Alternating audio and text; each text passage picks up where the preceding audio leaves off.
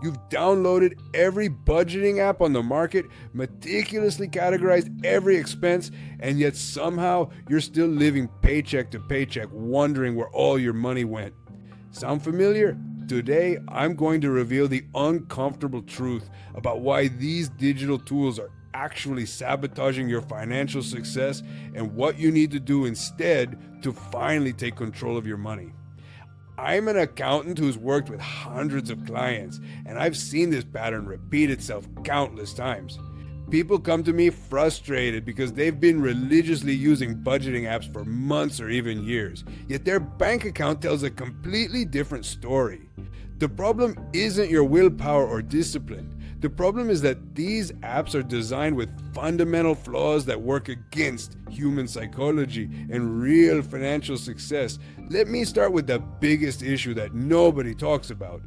Budgeting apps create what I call the categorization trap.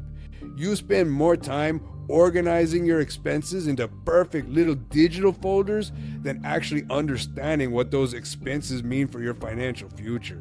I've watched clients spend 30 minutes every week meticulously tagging transactions while completely missing the fact that their dining out category increased by 40% over 3 months.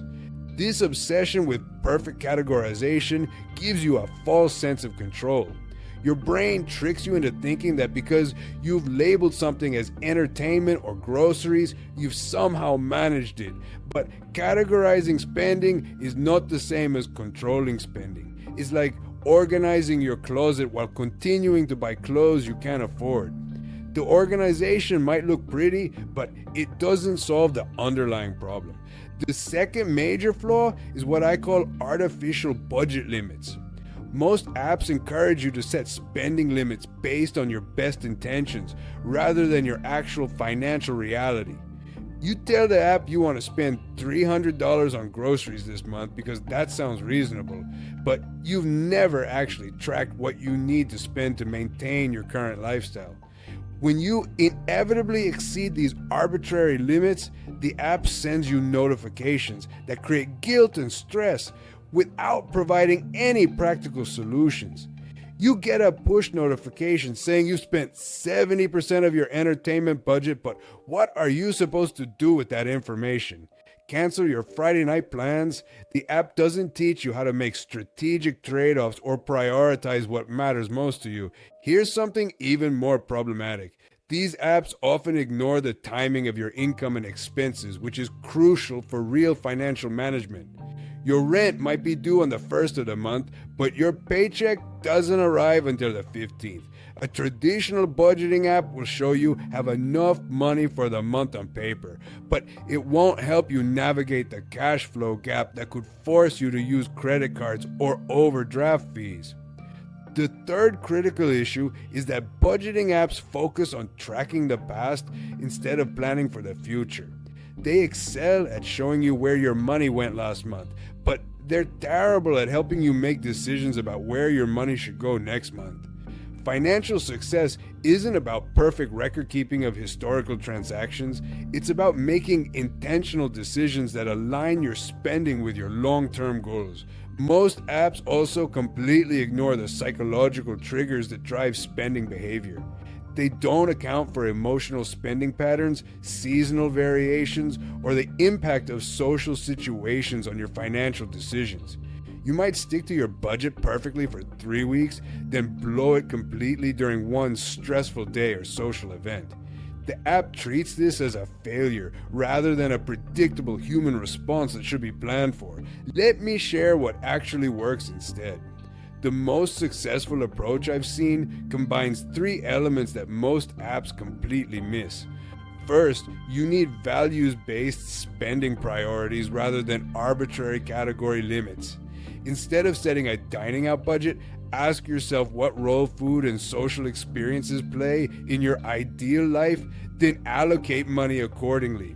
Second, you need cash flow planning that accounts for the actual timing of your income and expenses. Map out when money comes in and when it needs to go out, then build your spending plan around those realities. This prevents the stress and fees that come from poor timing, which can derail even the most well-intentioned budget. Third, you need to focus on the big wins rather than micromanaging every transaction. Research shows that most people can achieve significant financial improvements by optimizing just 3 to 5 major spending categories. Instead of tracking every coffee purchase, concentrate on housing, transportation, and food costs, which typically represent 60 to 70% of most budgets. Here's my practical framework that actually works.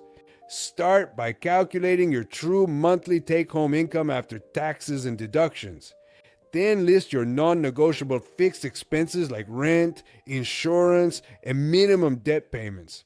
The difference between these two numbers is what I call your flexibility fund. Divide your flexibility fund into 3 buckets. 50% goes to essential variable expenses like groceries and utilities. 30% goes to lifestyle spending that aligns with your values, whether that's travel, entertainment, or hobbies. 20% goes directly to savings and debt payoff above minimums. This approach acknowledges that life isn't perfectly predictable while still maintaining financial discipline. If you overspend in one area during a particular month, you can adjust the other areas without completely derailing your plan. The key is making conscious trade-offs rather than mindlessly following app notifications. I also recommend what I call the weekly money date.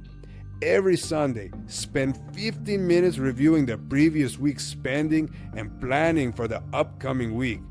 This creates awareness and intentionality without the daily micromanagement that leads to budget fatigue. For tracking purposes, use whatever system feels most natural, whether that's a simple spreadsheet, a notebook, or yes, even an app if you find one helpful. But remember that the tracking is just a tool to support your decision making, not the goal itself. The most important mindset shift is moving from restriction to intention. Traditional budgeting feels like putting yourself on a financial diet, which triggers the same psychological responses that make most diets fail.